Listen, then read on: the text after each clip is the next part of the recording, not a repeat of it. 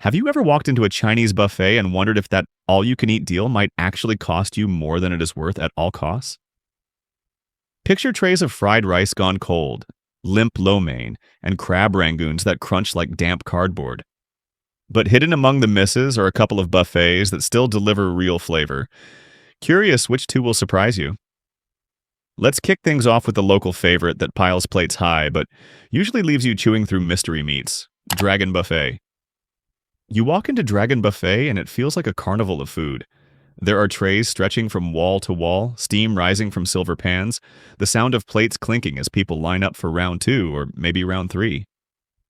At first glance, it feels like a jackpot. You see fried rice, lo mein, egg rolls, and a glowing tray of General Tso's chicken. You think, this is it. Tonight, I am eating like a king. But the first bite tells another story. The fried rice is clumpy, almost sticky in the wrong way, with little pools of oil that make you reach for water. The so-called beef and broccoli? Chewy, rubbery, and suspiciously flavorless, as if it was marinated in nothing but hot water. The real letdown at Dragon Buffet is not just the taste, but the texture. Good Chinese food has that balance of crisp vegetables, tender meat, and bold sauces. Here, vegetables are soggy, overcooked, until they lose both color and crunch. The broccoli is army green instead of bright green, and the carrots taste like they have been swimming in soy sauce for days. And then there is the meat. Each bite is a gamble. Sometimes you get a passable slice of chicken. Sometimes it is so gristly you wish you had passed. The sweet and sour chicken is drowning in a red sauce that is more sugar than anything else. It coats your tongue and lingers long after the bite, but not in a good way. Now let us talk about the sushi bar. Many Dragon Buffets advertise sushi as the crown jewel, but what shows up is usually cold rice, rolled too tightly or too loosely, with imitation crab that tastes like salty cardboard. The wasabi is dry, the ginger looks tired, and the fish, if you can call it that, tastes like it has been thawed and refrozen one too many times. Some brave diners still load up their plates, but most stop after one roll. And yet Dragon Buffet remains popular in many towns because it looks like abundance. The sheer amount of food tricks you into thinking value equals quality. You pay a low price, maybe $12 to $15, and walk out stuffed, but not satisfied. There is a big difference between being full and being fed. Dragon Buffet leans hard on the first and misses the second. Could it be saved? Maybe. If the owners cut the menu in half, focused on fresh ingredients, and trained the cooks to stir-fry instead of steam cook, Dragon Buffet could become more than just a place to eat until you regret it. But as it stands, this buffet is proof that more does not always mean better. So tell me, have you ever filled a plate at a buffet only to regret every bite halfway through the meal? Sliding into the list is the massive dining hall that looks impressive until you realize freshness was left off the menu. Grand China Buffet. When you step into Grand China Buffet, the first thing that strikes you is size.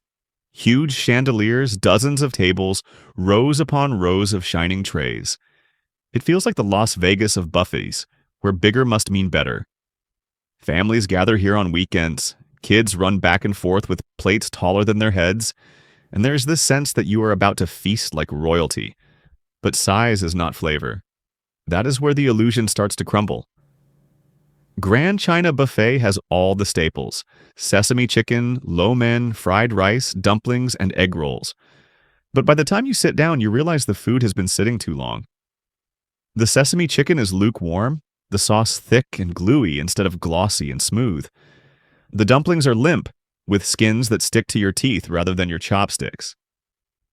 And the fried rice? It tastes like plain rice with a dash of soy sauce, nothing more. The trouble with a buffet this big is turnover. Unless it is peak dinner rush, those trays are not refilled fast enough to keep food fresh. You scoop a spoonful of General Tso's chicken and wonder if it has been there since lunch. Even the soups taste tired, as though they have been simmering for hours until every ounce of flavor has boiled away. The wonton soup, instead of delicate broth with light dumplings, tastes like salty water with soggy dough floating in it. And then there is the dessert section. Grand China Buffet often has a wide spread: cakes, cookies, puddings, and of course the soft-serve ice cream machine. But the cakes taste like they came from a discount freezer box with frosting so sweet it makes your teeth ache. The ice cream machine is fun for the kids, sure, but it is often half melted or watery. A scoop of vanilla ends up tasting like freezer burn more than flavor. People still go to Grand China Buffet because it feels like an event. The price is reasonable, maybe $13 to $18, and you can stay as long as you want. But the truth is, you are paying for spectacle, not taste. It is the kind of place where you leave saying, well, at least the kids had fun, even though you secretly wish you had just ordered takeout from a small Chinese restaurant down the street. Could Grand China Buffet turn things around? If they focused less on size and more on turnover, maybe. Smaller trays refilled more often, fresher vegetables, meat cooked in batches instead of sitting in steam pans all day, that could make all the difference. Until then, it is a buffet that looks like a palace but tastes like yesterday's leftovers. Here is a question. Do you think bigger buffets are better, or do smaller menus usually win in flavor? Next up is the once popular weekend treat that now feels more like a greasy gamble than a royal feast, King Buffet. King Buffet is the kind of place many families used to go to on a Friday night. Big sign out front, rows of glowing food inside, and prices that seemed like a bargain. For years, it felt like a reliable spot for Chinese American comfort food. But times have changed, and so has the quality. These days, King Buffet feels less like a treat and more like a trap. The first bite usually tells the story. Take the orange chicken. Instead of crisp batter with tangy citrus sauce, you get soggy lumps in a pool of syrupy glaze. The noodles are greasy, clumped together in big knots that refuse to separate on your plate. The broccoli and broccoli is mushy, the beef chewy. And then there is the sushi bar, where the rolls are so tiny and flavorless they feel like filler. It is the kind of food that fills space in your stomach but leaves your taste buds disappointed. One of the biggest problems at King Buffet is grease. Everything seems to swim in oil. The egg rolls drip when you pick them up, the chicken wings glisten in a way that feels less appetizing and more alarming, and even the stir-fried vegetables taste heavy. Grease may be cheap, but it is no substitute for seasoning. The atmosphere does not help either. Where once the restaurant felt lively and bustling, many King Buffets now feel half-empty. Trays are left uncovered, service is spotty, and the dining rooms echo with silence instead of chatter. You get the sense that what used to be a local go-to has become an afterthought. The price is still low, usually around $12 to $16, but you pay in another way, with disappointment. For a little more money, you could go to a sit-down Chinese restaurant and enjoy a freshly cooked meal with flavor and care. Instead, King Buffet has become a reminder that cheap is not always cheerful. If you are nostalgic, you might still stop by, hoping it is like it used to be. But more often than not, the food confirms what you feared. The king has lost his crown. So what do you think? Is it better to stick with memories of an old favorite or give it another shot and risk disappointment? Coming in next is the so-called staple that serves crab rangoons so heavy on cream cheese you forget. There was ever supposed to be crab, China King Buffet. China King Buffet is the kind of place almost every town has. The big red sign, the words, all you can eat, and the promise of endless trays filled with Chinese American classics. Families stop here after soccer games. Coworkers gather for cheap lunches, and it always looks busy from the outside. But once you grab a plate and start loading up, the truth hits fast. This is not a buffet built on quality, it is built on shortcuts. Let us start with the crab rangoon, the so-called signature appetizer. Crisp shells on the outside, yes, but inside it is a wall of cream cheese so thick it coats your tongue. If there is crab in there, it is hiding. One bite feels heavy, and by the second, you realize you are eating dessert disguised as seafood. The same problem shows up across the menu. Dishes look the part but fall apart when you taste them. The fried rice is often pale and under-seasoned, missing the smoky flavor of real wok cooking. The lo mein is limp, noodles soft to the point of mush. General Tso's chicken, usually the star of any buffet, tastes cloyingly sweet, with more sugar than spice. And the broccoli in the beef and broccoli dish? Overcooked, gray-green, and lifeless. It is as if the vegetables gave up before they even reached your plate. Another big issue is the rotation. Trays sit too long. By dinner, much of the food looks like leftovers from lunch. Spring rolls lose their crunch, chicken wings dry out, and sauces congeal under the heat lamps. You scoop food onto your plate and it already feels tired. A buffet is supposed to make you feel like you are indulging. Here, you feel like you are settling. And then there is the sushi. Many China King buffets try to woo diners with a sushi bar, but the rolls are tiny, bland, and filled with more rice than anything else. You may get cucumber or imitation crab, but never the freshness that makes sushi worth eating. Most people try one roll, shrug, and never return for more. The price is still low, usually around $12 to $15, but it is a false bargain. You can eat until you are stuffed, but you leave without a smile. And for seniors or families on a budget, that is the cruelest part. You paid for a meal, not an experience. China King Buffet could be saved if it cut corners less and cooked smaller batches more often. But as it stands, it is a staple for all the wrong reasons. It is always there, but it rarely delivers. So tell me, have you ever gone back to a buffet just because it was convenient, even though you knew the food would let you down? Rolling along is the sprawling buffet that brags about hibachi, but usually delivers a soy sauce soup on a flat top. Hibachi Grill and Supreme Buffet. Now this one is impressive at first sight.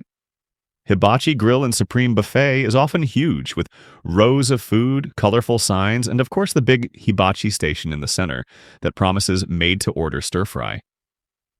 You pile a bowl with noodles, vegetables, maybe some chicken or shrimp, hand it to the cook, and watch as it all hits the grill with a sizzle. It looks exciting, it sounds exciting, but then you take the first bite and the magic falls apart. The hibachi, which should be fresh and flavorful, often tastes like little more than soy sauce and oil. Vegetables are cooked too long until they are soggy, shrimp turn rubbery, and the noodles get drenched in sauce to hide the lack of seasoning. The grill show is fun, but the flavor is flat. You walk away with a plate of food that looks great but tastes bland, and that is only one part of the problem. The rest of the buffet lines are filled with food that ranges from lukewarm to greasy. The fried rice is plain, the chicken wings taste reheated, and the dumplings have skins so thick and chewy they could double as rubber bands. Even the soups feel heavy, with wontons that are more dough than filling. Desserts do not save it either. Yes, there is a wide spread, like cookies, puddings, maybe even cheesecake bites, but most taste mass-produced. The soft-serve ice cream is watery, the cookies are dry, and the fruit often looks past its prime. For a place with Supreme in its name, it delivers very little that feels supreme. Families still go here because it is cheap and convenient. You can feed a group for around $13 to $18 a person, and everyone can find something to nibble on. Kids like the variety, adults like the price. But it is not a meal you rave about later, it is one you forget the moment you leave. Could Hibachi Grill and Supreme Buffet turn things around? Sure, if the hibachi actually tasted like fresh stir-fry instead of soy-soaked noodles, it might live up to the hype. But as it stands, this buffet proves that showmanship cannot make up for flavor. Here's the real question. Would you rather watch your food cooked in front of you if it tastes bad, or just skip the show for something made well in the kitchen? Here's the flashy spot with bright lights and bold signs that promises royalty, but tastes more like reheated leftovers. Empire Buffet. Empire Buffet is easy to spot from the road. Neon signs, big windows, and often a giant crown logo that makes you think you are about to dine like nobility. Inside, the dining hall is sprawling with golden decorations and trays lined up like a feast. It all looks impressive until you take a bite. Then the royal promise fades quickly. The General Tso's chicken is soggy, drowning in sauce that tastes more like corn syrup than spice. The lo mein is greasy with noodles sticking together in clumps. The beef and broccoli is thin, chewy, and flavorless, while the broccoli itself looks dull and gray. It is food that looks like it has been reheated one too many times. The egg rolls, usually a safe bet, collapse with mushy cabbage inside, leaving you searching for flavor that never arrives. The soups taste watered down, especially the hot and sour soup, which should be bold and tangy, but ends up bland and cloudy. Even the fried rice fails, missing both the seasoning and the wok char that makes it worth eating. Then there is the sushi station. It is supposed to be a highlight, but what you get is rolls filled with imitation crab and stale rice. Sometimes the rice is so dry it crumbles before you can even pick it up. The wasabi is dry and bitter, the ginger limp. It is sushi in name only. The desserts are no better. Cakes that taste frozen, pudding that is too sweet, and soft-serve ice cream machines that sputter out more air than ice cream. You look at the spread and wonder if it was designed for looks rather than taste. Empire Buffet still draws crowds because it seems fancy for the price, often $15 to $20. But diners learn quickly that sparkle does not equal substance. For that money, you could find a smaller Chinese restaurant that delivers far more flavor and freshness. Empire Buffet is a classic example of style over substance. It wants you to believe you are dining like royalty, but in truth you are settling for scraps dressed up with glitter. So tell me, have you ever been fooled by a restaurant's fancy look only to find the food did not live up to the promise? And before we move to the good ones, here's the chain that talks big in its name but serves up bland rice and soggy noodles. Super China Buffet. The name alone makes a promise. Super China Buffet. You expect something bold, something bigger and better than the rest. But the moment you walk in and load up a plate, you realize super might just be the biggest joke of all. Let us start with the rice, because rice should be the backbone of any Chinese buffet. At Super China Buffet, the fried rice is bland, pale, and sticky in all the wrong ways. No smoky flavor, no vegetables with crunch, no eggs folded in with care. Just grains of rice glued together, soaking in oil. Then there are the noodles. Lo mein should be glossy, savory, and balanced. Instead, it is limp, mushy, and lifeless. It clumps on your fork like a soggy rope, and it tastes about the same. The General Tso's chicken, usually a crowd pleaser, is more sugar than spice. The sauce is thick and syrupy, clinging to battered chicken that has lost its crunch hours ago. Bite after bite, it is the same heavy sweetness that lingers, making you wonder if you are eating dinner or candy. The broccoli, carrots, and green beans across the trays are dull, soggy, and tired, as if they have been trapped under heat lamps since the morning shift. And then there is the sushi. Every buffet tries to impress with a sushi bar these days, but here it is, a sad display of rice-heavy rolls with little filling. Imitation crab dominates, avocado looks brown, and the rice is either too wet or so dry it falls apart in your hand. Super? Not even close. Even dessert feels like an afterthought. The pudding is watery, the cakes taste freezer-burned, and the fruit is far from fresh. If you are lucky, the ice cream machine works, but even that is hit or miss.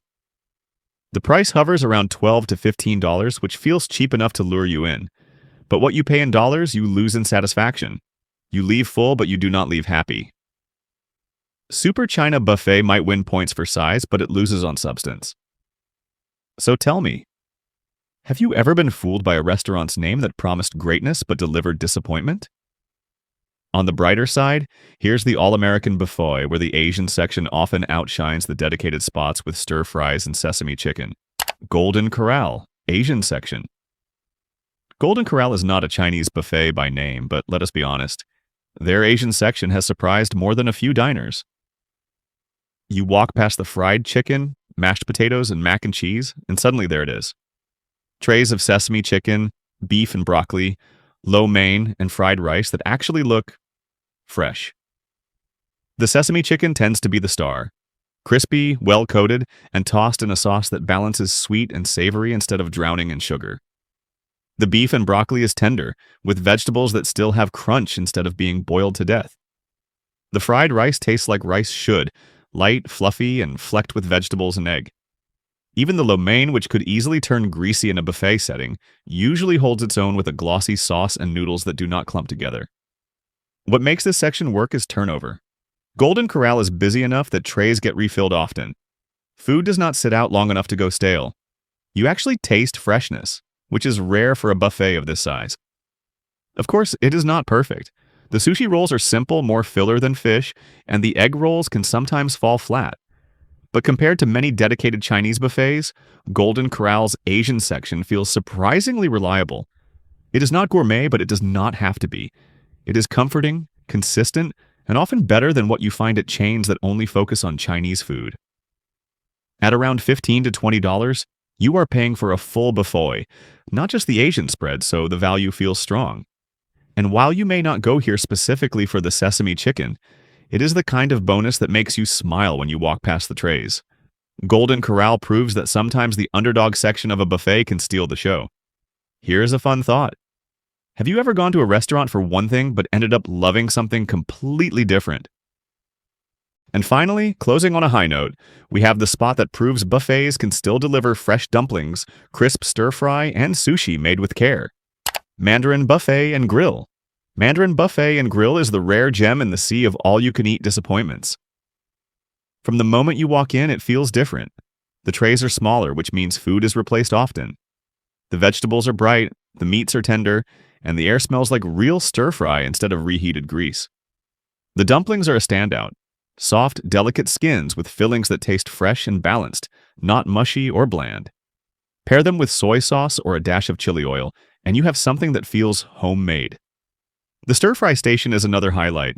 You pick your noodles, vegetables, and protein, and the cook works the grill with care, seasoning it just right. What you get is sizzling, flavorful, and far above what most buffets deliver.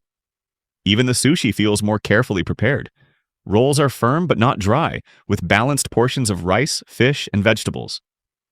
Nothing feels like filler. It is sushi that you can eat with confidence, not hesitation. The hot dishes hold their own too. Sesame chicken, sweet and sour pork, Mongolian beef, they are bold, flavorful, and served at the right temperature. The vegetables still have color and bite, and the sauces balance sweet, savory, and spice instead of leaning on sugar. Desserts are not neglected either. Fresh fruit that looks like it just came from the market, cakes that taste like they were made with care, and soft-serve ice cream that actually feels like a treat. It is the kind of spread that makes you linger, not rush.